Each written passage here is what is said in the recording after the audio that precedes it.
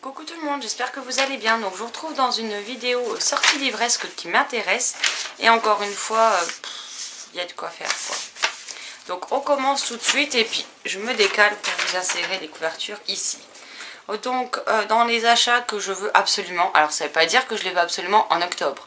Mais c'est des livres que je veux absolument lire. Donc voilà. Donc nous avons le tome 5 de Sarah Normal, donc publié chez PKJ, c'est les petits formats. C'est pas le poche, mais c'est on va dire du semi-poche quoi. Parce que j'aime bien cette série et que j'ai les 4 premiers tomes. Ensuite, on a Au service de Sa Majesté la Mort, le tome 1 publié chez Castelmore. Archibald le Petit Renard publié chez M, donc c'est Vive Noël, c'est un album jeunesse. Ensuite, nous avons alors Les Enquêtes de Clem, le tome 1, que j'ai déjà. Mais le 3 octobre sort également en même temps le tome 2 que j'irai me procurer. Nous avons également Petit Pierre et la Gargouille, donc publié chez Nats Éditions que je possède également. Tout comme le défi d'Halloween, toujours chez Nats Éditions. Donc ceux-là je les ai. Ensuite chez Scrénéo dans la collection dirigée par Cassandra O'Donnell, nous avons L'île au manoir d'Estelle Faye. Ainsi que Comment devenir une vraie sorcière. Donc là c'est pareil, c'est des poches, ils sont à 6,90€ et 7,90€. Nous avons Le Cavalier du Dragon qui sortira chez Gallimard. Le Noir et ma couleur, les tomes 3, 4 et 5 d'Olivier Gay qui sont réédités chez Rajo. Nous avons 3 autres tomes réédités chez Rajo, c'est Dune de Manon Fargueton, donc les tomes 1, 2 et 3. Donc j'aime beaucoup les couvertures. Nous avons également Balthazar Fox 2, le Pascal Brissy, publié chez Ozu Éditions. 10 jours avant la fin du monde de Manon Fargueton, publié chez Gallimard. Amélia Fang, le tome 1, publié chez Casterman. Hotel Heartwood, publié chez Casterman, pardon. Nevermore, le tome 1, chez PKJ. Rebelle du désert, le tome 1 qui sort en poche, donc chez PKJ, mais format poche. Plume et les cadeaux de Noël, publiés chez Grune d'édition. Donc cette année, alors il y en avait déjà 2 qui étaient sortis, un l'an dernier et un il y a 2 ans je crois, qui me font juste super, méga envie. Et cette année, je pense que je vais me commander les 3 nappes. Alors ils sont à 12,90€, donc ça me fait un petit peu chier pour le prix, sachant que ça va être lu en 2-2, mais ils me font trop envie. On a Dans le monde pestaculaire de ma sœur je ne sais plus quoi, publié chez Poulpe Fiction. Les aventures du royaume lointain, pardon, publié chez M. Fandom, publié chez PKJ. Nola Forever, publié chez Gulfstream. Donc c'est dans la collection électrogène. Et on a un livre VO qui est Winter House, le tome 1. Mais alors je ne sais pas publié chez qui, je vous mettrai l'info là parce que j'ai pas avancé à regarder. Ensuite, dans les livres où je me dis pourquoi pas, ça peut être sympa, nous avons Alby Bright, Les mondes multiples. Et là, je n'ai pas noté l'éditeur. Nous avons Je peux te voir dans la collection Echo, il me semble que c'est la collection de chez Gulfstream. Ou Scrineo, je ne sais plus. J'ai un doute. Pourquoi pas nous? Le jardinier de la nuit. Les dinos décongelés. Le secret de la forêt chez Plume Solidaire Édition. Et Night Hunt chez Alter Real.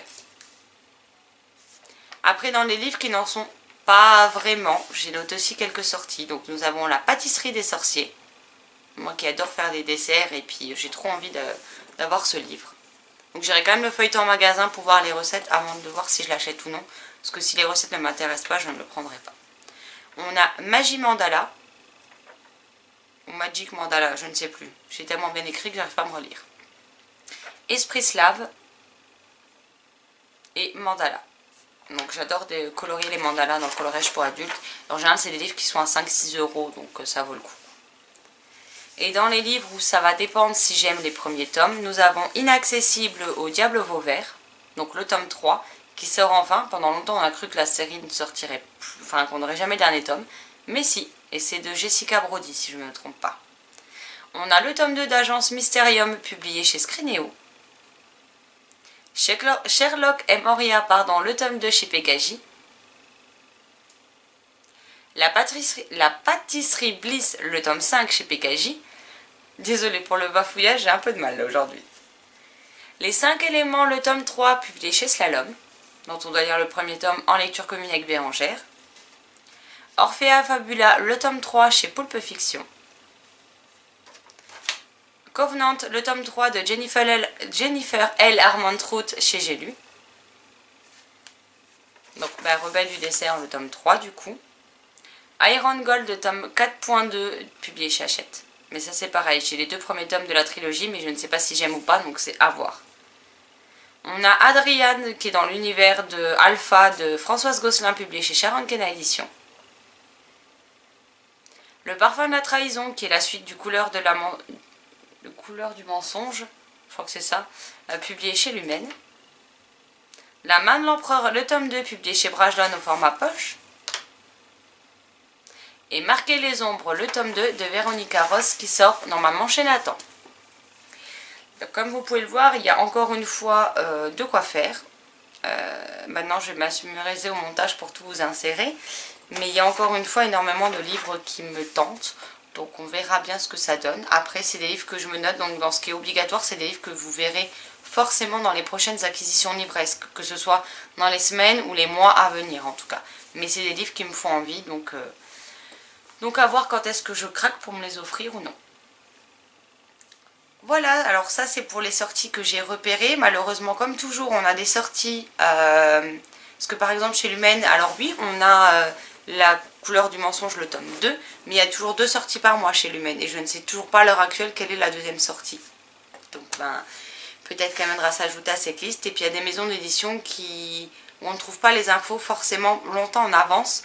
Donc il se peut qu'il y ait des titres qui viennent se rejoindre au fur et à mesure du mois sur ma wishlist, mais dont je n'avais encore pas eu les échos ou vu les couvertures pour pouvoir vous les présenter dans cette vidéo.